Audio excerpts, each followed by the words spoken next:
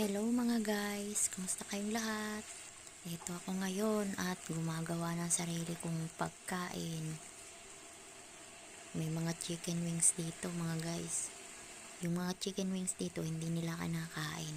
So itinatabi namin. Yung kasama kong taga Uganda kumakain din. Palaging breast ang binibigay sa amin, breast part. Nakakaumay at saka purong manok lang.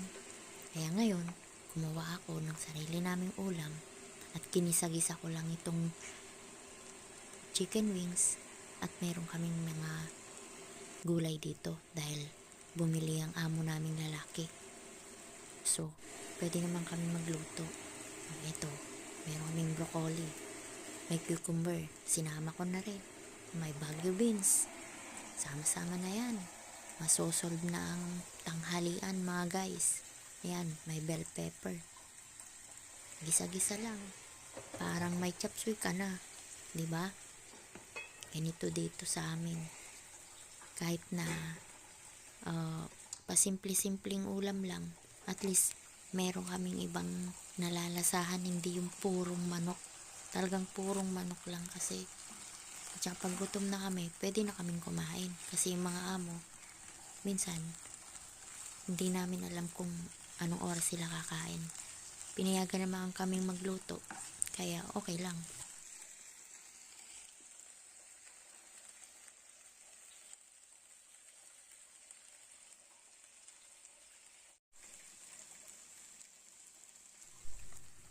So ayan guys. Lagyan ko naman ng kaunting asin para may lasa. Solve na yan mamaya.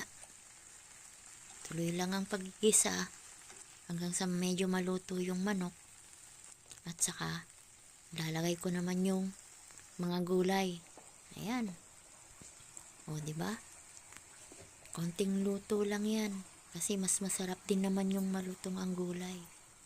Tapos, konting tubig. Antayin ko lang kumulo. Luto na yan. Malapit na guys. So, medyo gutom na rin ako. O, tingnan natin. Ayan o, kumukulo na siya. Malapit na kaming kumain guys. O, eto, luto na. Solve na naman ang tanghalian. So, bye-bye na mga guys.